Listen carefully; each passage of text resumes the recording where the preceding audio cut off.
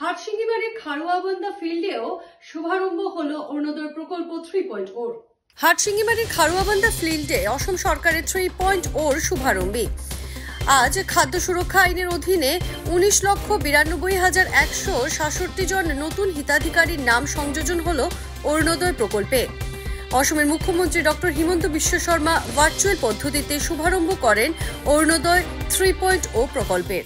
আজিৰ দিনত আমাৰ সেন্ট্ৰেলি আৰু আমাৰ ডিস্ট্ৰিক্ট লেভেলত অৰুণোদয় 3.0 এটা লঞ্চ প্ৰগ্ৰাম আছিলে।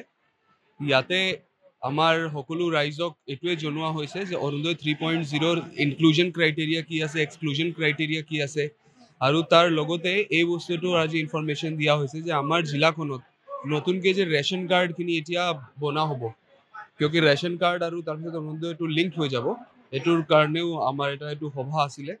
তাতে আমি ৰাইজক ভালদৰে এইটোৱে বুজাইছোঁ যে অৰুণোদয় 3.0 কাৰণে তেওঁলোকে কেনেকৈ এপ্লিকেশ্যন কৰিব লাগে, আৰু ইয়াৰ লগতে যোনে যোনে অৰুণোদয় 1.0 আৰু 2.0 পাই আছে তেওঁলোককো পুনৰবাৰ এপ্লাই কৰিব লাগিব, চ' ডেট আমাৰ জিলাখনত অৰুণোদয় 3.0 অকল জেনুইন বেনিফিচিয়াৰী থাকক, যোন সঁচাকৈ দৰিদ্ৰ পৰিয়াল আছে আৰু যোন পৰিয়ালক অৰুণোদয় আঁচনি 1250 টকা এনেকুৱা এটা মেজৰ এমাউণ্ট বা এনেকুৱা এটা এমাউণ্ট যোনটো সঁচাকৈ তেওঁলোকৰ জীৱনত এটা ডিফাৰেঞ্চ ক্ৰিয়েট কৰে।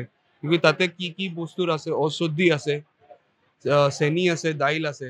তো আমি ৰাইজক এইটোৱে মেছেজ দিব বিচাৰিছোঁ যে তেওঁলোকে যেতিয়া এপ্লাই কৰে তেওঁলোকে সঁচাকৈ এই ক্ৰাইটেৰিয়াৰ ভিতৰত যেতিয়া পৰে তেতিয়াই তেওঁলোকে এপ্লাই কৰক, আৰু আমাক জিলা প্ৰশাসনক এই গোটেই অৰুণোদয় 3.0 প্ৰচেছটো ট্ৰান্সপেৰেণ্টভাৱে আৰু ইফেক্টিভভাৱে ইমপ্লিমেণ্ট কৰাত তেওঁলোকক সহায় কৰক। এবাৰ মই ডেটাটো আপোনালোকৰ লগত শ্বেয়াৰ কৰা হ'ব, বহুত ডেটা শ্বেয়াৰ কৰা হ'ব আপোনালোকৰ লগত কি আমাৰ অৰুণোদয় আৰু NFSA কাৰ্ড কিমান হ'ব। চাওক, এইখন আঁচনি এটা ফ্লেগশ্বিপ, বহুত ভাল আঁচনি বুলি মই ক'ব পাৰিম। কিন্তু ইয়াৰ মাজত কিছু কথা ইয়াত আছে, যিহেতু ইলেকশ্যন অৰিয়েণ্টেড পঞ্চায়ত নিৰ্বাচন আগত প্ৰতি ঘৰে এইবিলাক দিয়া, মানে পঞ্চায়তৰ কাৰণে প্ৰিপেৰেশ্যন যেন লাগিছে মোৰ প্ৰথম কথা বিজেপি। তথাপিও দুখীয়াবিলাকে পাব, মই এইটো ভাল পাইছোঁ যে এটা ভাল স্কিম। কিন্তু কিছুমান সমষ্টিত 1 লাখ মানুহ আছে, 1.5 লাখ আছে, 2 লাখ আছে, আমাৰ ইয়াতে 3 লাখ আছে। তো সেই লাইনত বিবেচনা হ'বনে নাই? আৰু আমি ইয়াৰ আগতে বহুত কমপ্লেইন, য'তে মিটিং কৰিব যাওঁ আমি অৰুণোদয় পোৱা নাই, আমাৰ ৰেচন কাৰ্ড হোৱা নাই। এইবাৰ এটা ভাল খবৰ যে ৰেচন কাৰ্ডবিলাক হাউচ নম্বৰ নাথাকিলেও ৰেচন কাৰ্ড হ'ব। ডেট মিনছ বাপেকৰ ল'ৰা 3টা থাকিলে 3টা ৰেচন কাৰ্ডো বনাব পাৰিব। এইটো এটা ভাল লক্ষণ।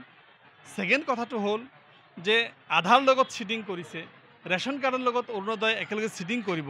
এইটোৰ জৰিয়তে চিটিংটো কম হ'ব, আৰু অৰুণোদয় ইয়াৰ আগত যিমান আছে সকলোৱে আকৌ ছেকেণ্ড টাইম এপ্লাই কৰিব লাগিব।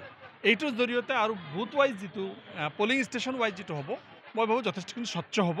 ইয়াৰ ক্ষেত্ৰত আমি সকলোৱে সজাগ হ'ব লাগিব, আৰু কমিটিবিলাকে গাঁও সভা পাতি কৰিলে ইয়াত 2 নম্বৰী হোৱাৰ সম্ভাৱনা কম থাকে।